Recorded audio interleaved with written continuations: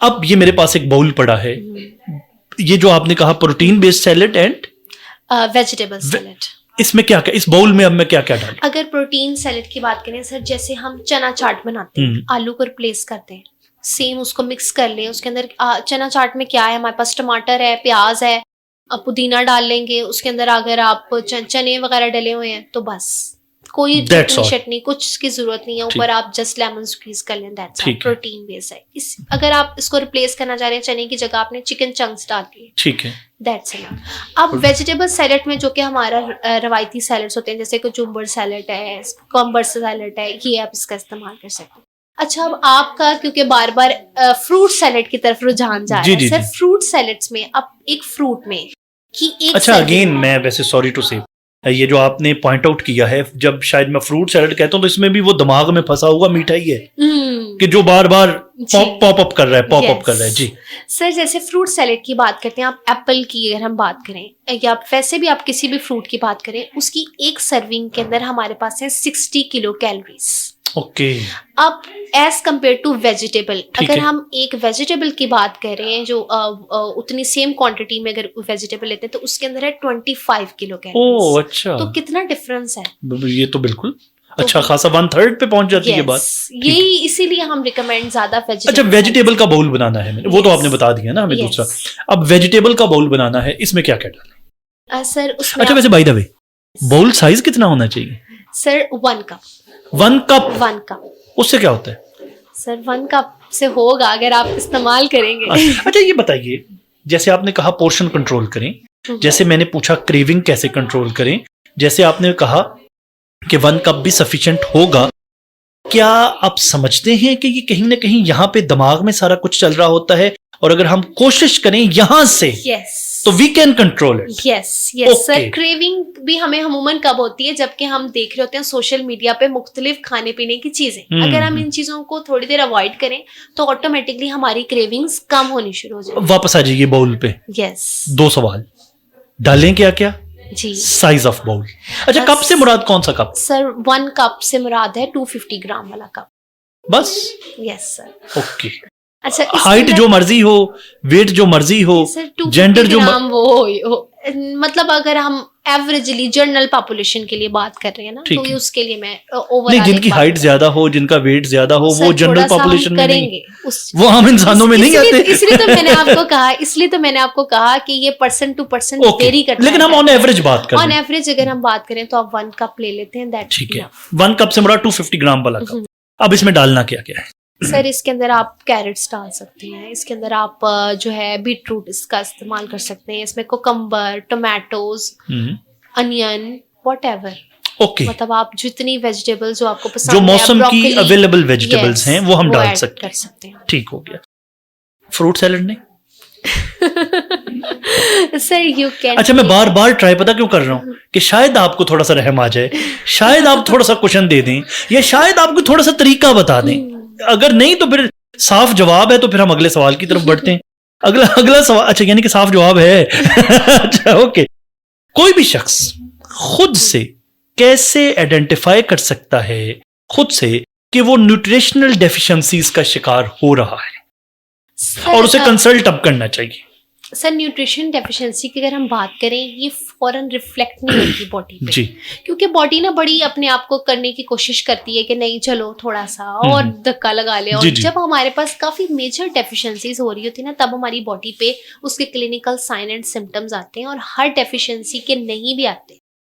कुछ की जिसमें हम बात करें, जैसे आयरन डेफिशिएंसी है, आपकी स्किन पेल होनी शुरू हो जाती है, तो आपको चक्कर आ रहे हैं, आप हर टाइम लेथार्जिक महसूस करते हैं, कंसंट्रेट नहीं कर पा रहे किसी चीज की तरफ, आपको जो है ऐसी नॉन फूड आइटम की क्रेविंग हो रही है, लाइक आइस की, मड की या सैंड की क्रेविंग हो रही है, तो ये सारे साइन एंड सिम्टम्स हमें डिफाइन करते हैं कि इस पर्सन को आयरन डेफिशिएंसी। सिमिलरली अगर हम कैल्शियम डेफिशिएंसी की बात करें तो जोड़ों में दर्द हो रहा है, और जो ब्रिटल नेल्स हैं ये, और कुछ इसी तरीके से अगर बच्चों के अगर हम देखें तो बच्चे अगर फिजिकल एक्टिविटी कम कर रहे हैं, उसमें भी एक रीजन ये होती है कि उनके अंदर कैल्शियम या विटामिन डी की डेफिशिएंसी होती है, क्योंकि उनकी बॉडी मूव नहीं कर पा रही ना सही तरीके से, वो इसलिए ज्यादा देर तक बैठे रहती है। और अगर वो कमी ना हो तो वो एक्टिव हों और Active वो हों। मतलब शरारतें करें, खेलें, Yes, सारा कुछ। exactly. ओके, और इन सिम्टम्स की सूरत में लाजमी आपको okay.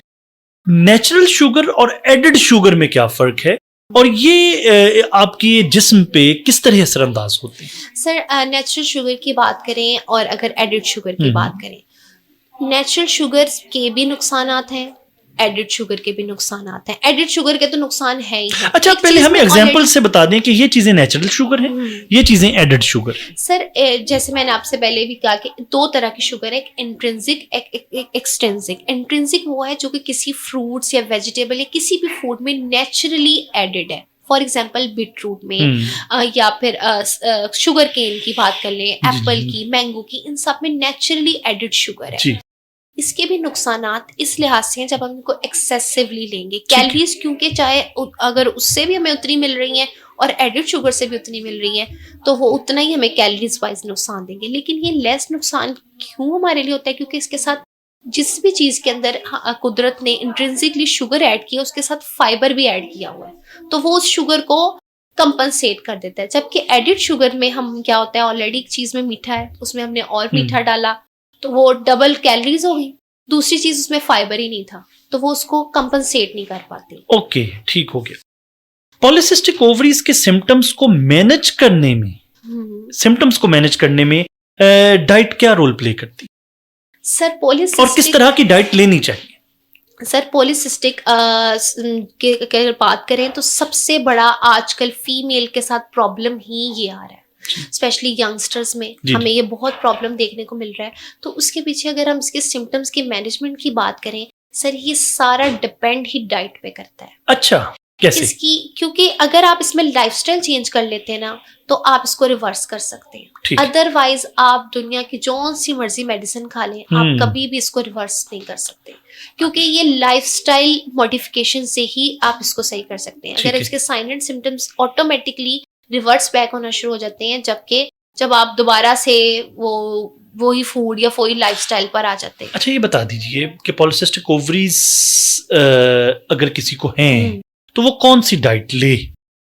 Sir low carb, high protein, high fibre food का इस्तेमाल करें। और अगर आप हमें फूड्स के नाम भी साथ साथ बताते जाएं तो और आसानी हो जाएगी। सर कार्ब्स को कम करें, शुगर एडिड शुगर को का इस्तेमाल कम करें, प्रोसेस फूड का इस्तेमाल यानी कि जितनी भी बाहर से मिलने वाली चीजें, पैक्ड कैंड चीजें, उनका इस्तेमाल कम से कम करें।